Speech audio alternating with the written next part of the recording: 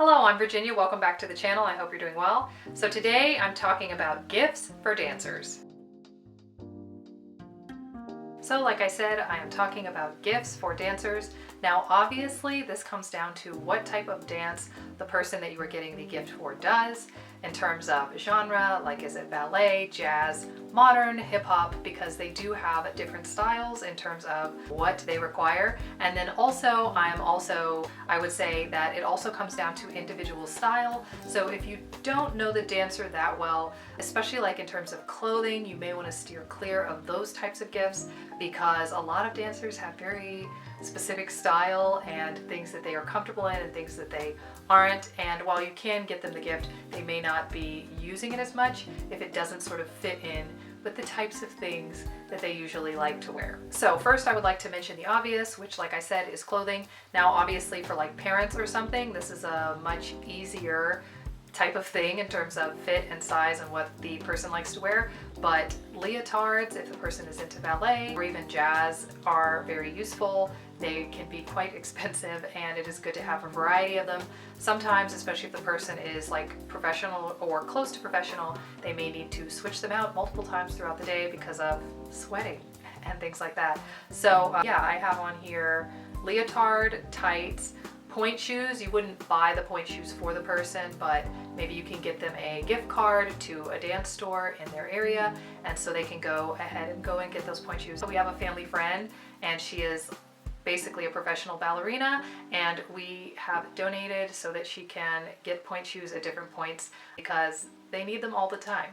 Now also there's the option of like sweatpants, sneakers if the person is more into hip hop or maybe modern. Sometimes they're like more baggy, relaxed pants. Obviously there are different styles, so you can go through all those different types, but those are harder to buy in terms of sizing and fit and what is comfortable to the dancer, and also quality, because there are a lot of new brands out there and some of them are really great and some of them the quality is not so great. So you may want to do a little research if you are going that way. The next thing that I have on the list is a little bit more all around. So leg warmers or socks, like literally even just like black socks, or socks that have like a little bit of grip on them, or socks that are like sort of antimicrobial for sweat, things like that. There are all kinds.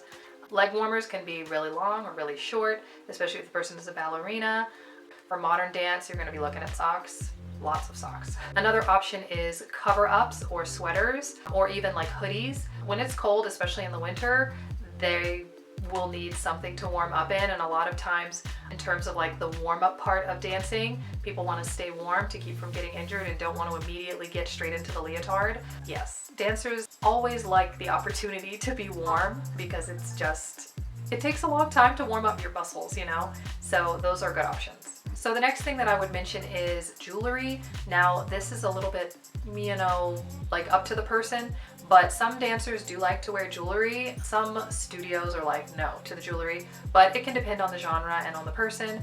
Any jewelry that you get, I would definitely say like daintier, smaller jewelry. Some people will wear like very thin little bracelets or like a very small thin necklace, you know what I mean when I say dainty. I don't really wear jewelry when I dance, but these earrings sometimes I will wear, or I'll just have them on and then I'll forget to take them off. Anything that doesn't dangle and can't smack you in the face when you're turning is a good option. For like hip hop, a lot of times they use or require like hoop earrings, things like that.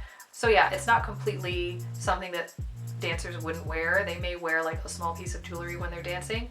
And I think some dancers actually really like to have a little piece of jewelry on just to kind of like go with their vibe, you know? So my next options coming up are pretty gender neutral in terms of like what is required for dance, and that is water bottles are always useful. A lot of people have like the really big water bottles, especially ones that do not or cannot spill. Super important. We've had a lot of spills on our dance floor this semester. A lot of spills.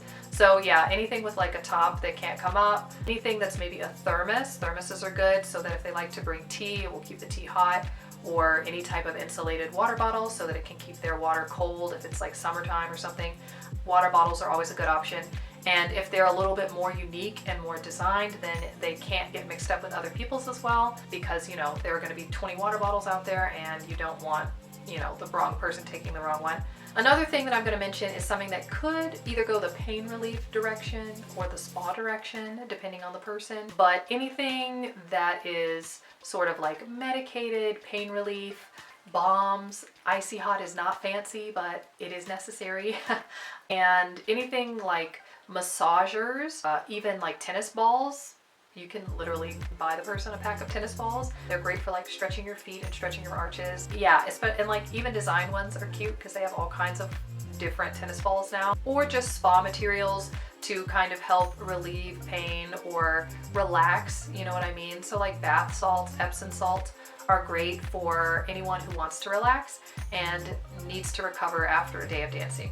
Also, there are options which are more all around, which is like yoga mats. TheraBands, you know, are the ones that you might stretch your feet on. But yeah, you could get the person a variety of them if you think they don't have them.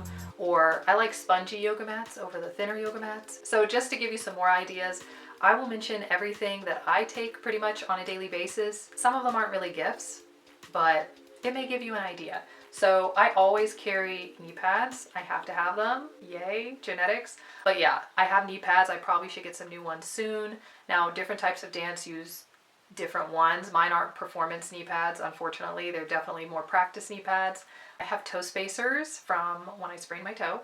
So I dance a lot of times with toe spacers. People who wear point shoes also tend to have like toe spacers or like the gels that go around their toes. Like I said, can be more specific to the dancer. So if you don't necessarily know what they use, then those can be a little bit harder.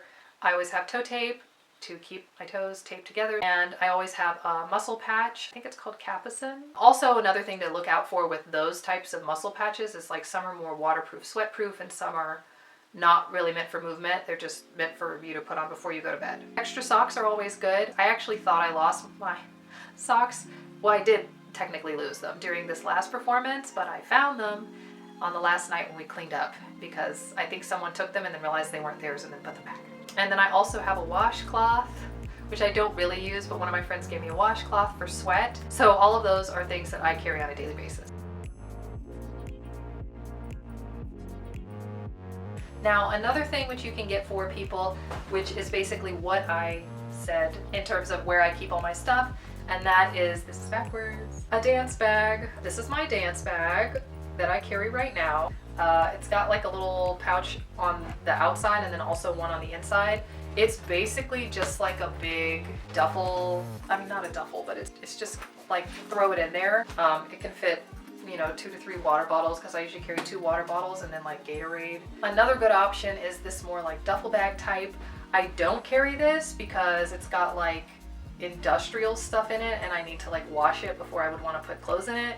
This one's a great option because it has 2 things, which is why I really want to like start carrying it. It's like not even clean, but the 2 different zip pouches mean that I could put like dirty clothes on one side and clean clothes on the other at the end of the day, or, you know, I don't know, keep like water bottles on one side or something. But yes, a dance bag is also a good option for dancers because sometimes they just are kind of using like a random bag or purse that wasn't really meant for or dedicated to dancing, and we just kind of grab it. Like my giant bag there, I just got that on vacation and then I needed something to put all my stuff in. So if they can have a dedicated one, then that is also something that they may enjoy. So I hope these ideas helped, and the dancer in your life, I hope you can think of something that you can get them this year, and I hope this video helped. If you like it, feel free to give it a thumbs up. I also have other videos which you can check out, which are down in the description. Thank you so much for watching, and I'll see you next time.